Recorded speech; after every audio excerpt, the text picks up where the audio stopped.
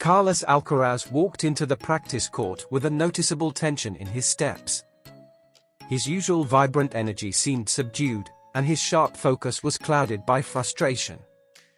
The tension had been building for weeks, quietly simmering beneath the surface as he and Juan Carlos Ferrero, his coach and mentor, navigated a challenging season.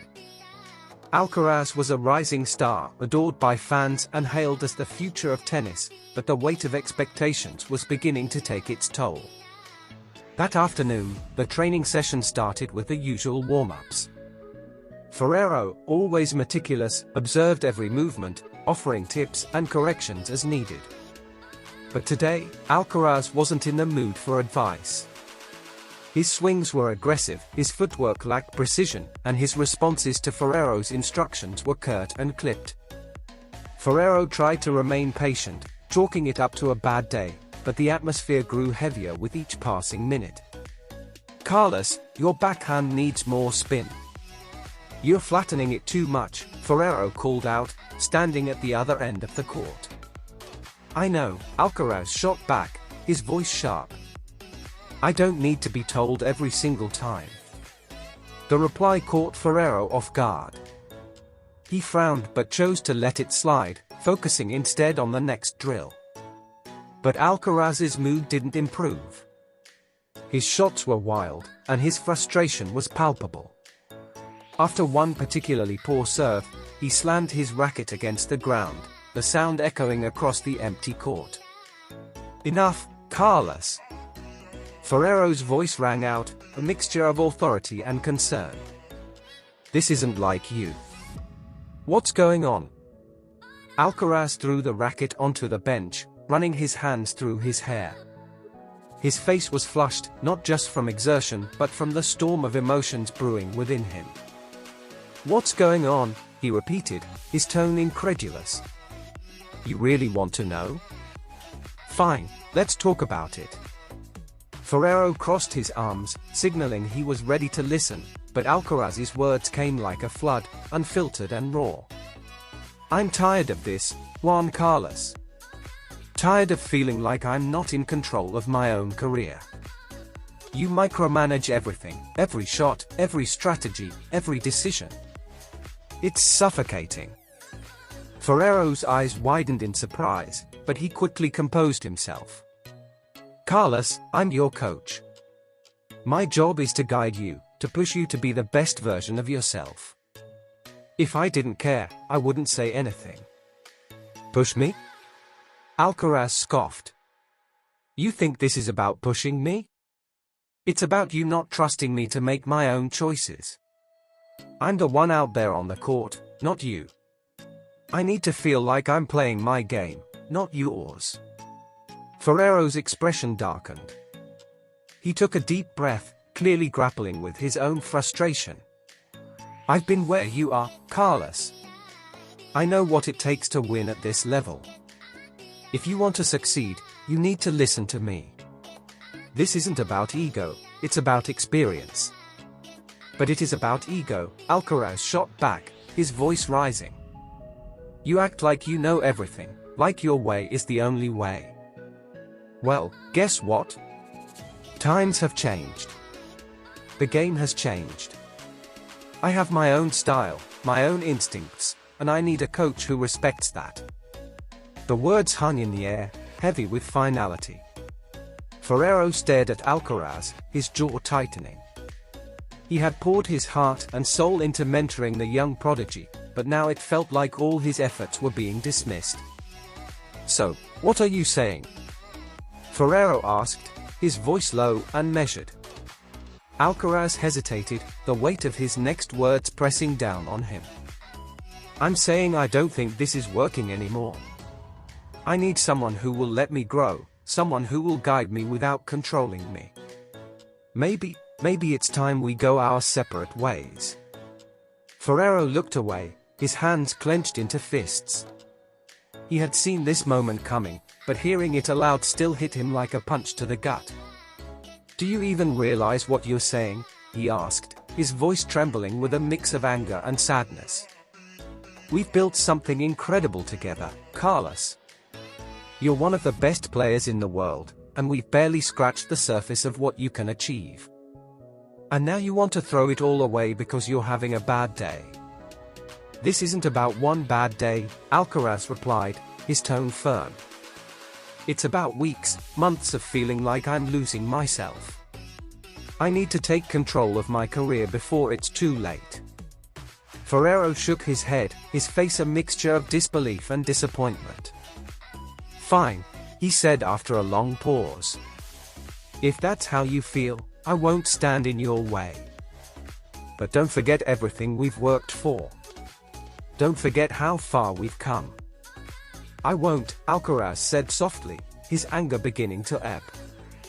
And I'll always be grateful for what you've done for me. But I need to do this for myself. With that, Alcaraz picked up his racket and walked off the court, leaving Ferrero standing alone. The silence that followed was deafening, a stark contrast to the storm of emotions that had just unfolded.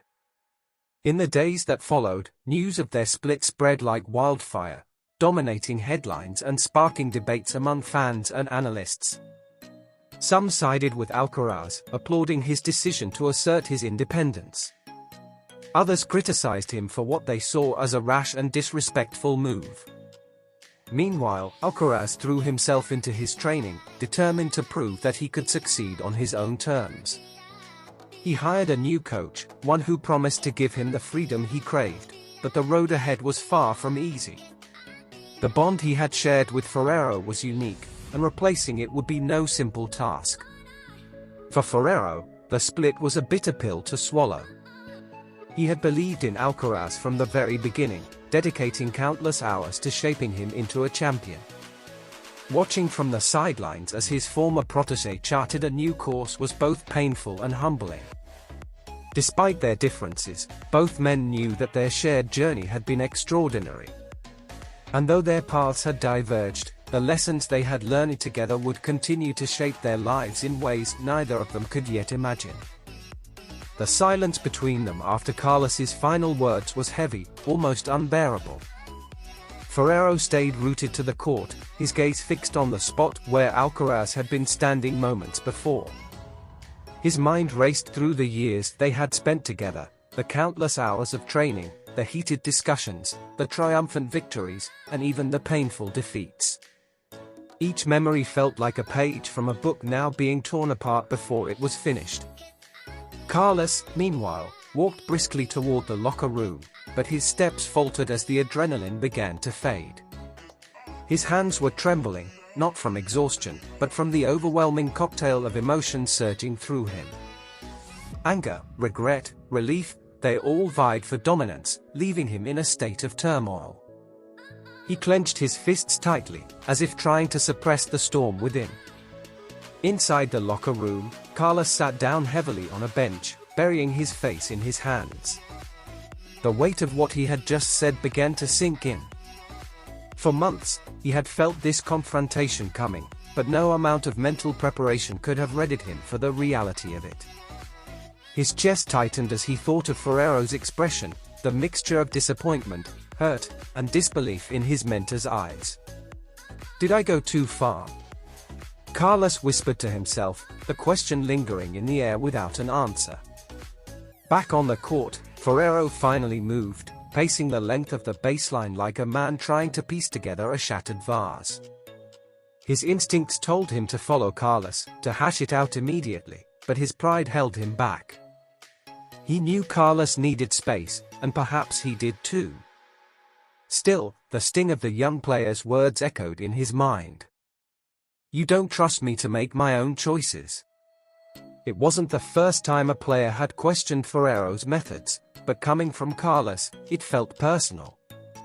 Ferrero prided himself on fostering trust and communication, on building a relationship that went beyond the typical coach-player dynamic. Yet now, he wondered if he had been blind to the signs of discontent. Had he been too rigid? Too controlling? The questions gnawed at him like a relentless tide eroding a once solid foundation. The court, usually a sanctuary for both men, now felt foreign. Ferrero picked up the stray tennis balls scattered around, an almost automatic gesture that gave him something to focus on. Each ball felt heavier than it should have, as if it carried the weight of their fractured partnership. He placed them carefully back into the basket, his movements slow and deliberate. For Carlos, the locker room provided no solace. His mind replayed the conversation on a loop, amplifying every sharp word, every pointed glance. He thought of the countless times Ferrero had pushed him, encouraged him, celebrated with him. The victories at tournaments, the late-night strategy sessions, the quiet pep talks when doubt crept in, all of it felt distant now, overshadowed by the fiery exchange on the court. Carlos's phone buzzed on the bench next to him, a notification lighting up the screen. He glanced at it briefly, seeing messages from friends and colleagues, but he ignored them. He wasn't ready to explain what had just happened, not to anyone else, and certainly not to himself. Instead, he stared at his reflection in the mirror across the room. His eyes, usually filled with determination, now looked uncertain. "Why does this feel so wrong?" he muttered, running a hand through his damp hair. Meanwhile, Ferrero had made his way to the sidelines, where his notebook and pen lay on a small table. It was a habit of his to jot down observations during practice, notes on Carlos's technique, areas for improvement, strategies to implement. As he picked up the notebook, his eyes fell on a page filled with meticulous diagrams and annotations from a recent match.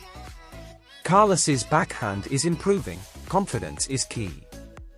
Must remind him to focus on positioning under pressure. The words seemed almost mocking now, a stark reminder of how deeply invested Ferrero had been in Carlos's development. He flipped through the pages, each one a testament to the time and effort he had poured into their partnership. Closing the notebook with a heavy sigh, Ferrero leaned back against the wall, his arms crossed. He thought about his own playing days, about the coaches he had worked with and the clashes they'd had. He understood Carlos's frustrations, perhaps better than the young player realized.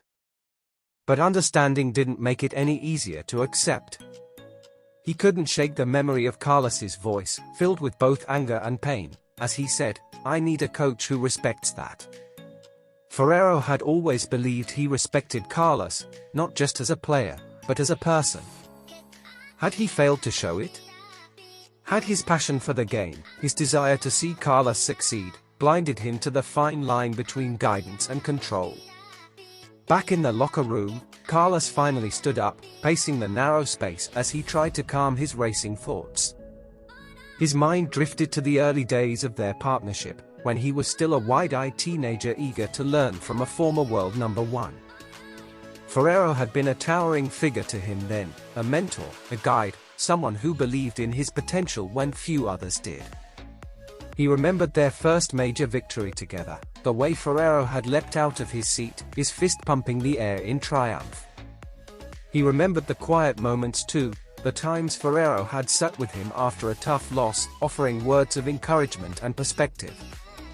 Those memories clashed violently with the bitterness of their argument, leaving Carlos feeling conflicted and hollow. Ferrero, still standing by the court, decided to take a walk around the training facility. He needed time to clear his head, to process everything that had been said. As he walked, he couldn't help but replay the conversation, analyzing every word, every gesture, searching for clues he might have missed. The sun was beginning to set, casting long shadows across the grounds. Ferrero paused by a bench, sitting down and staring at the horizon. For the first time in years, he felt a sense of doubt creeping in, a doubt not about Carlos's abilities, but about his own. Had he been too focused on perfection? Had he pushed too hard without realizing it? The truth was, both men were grappling with their own demons, Carlos with the weight of expectations and the need to assert his independence, and Ferrero with the fear of losing a player he had come to see almost as a son. Their confrontation, though painful, was the culmination of unspoken tensions that had been building for far too long. As the evening deepened, neither man could shake the feeling that something fundamental had shifted between them. Whether it was the end of their partnership or the beginning of a new chapter remained uncertain.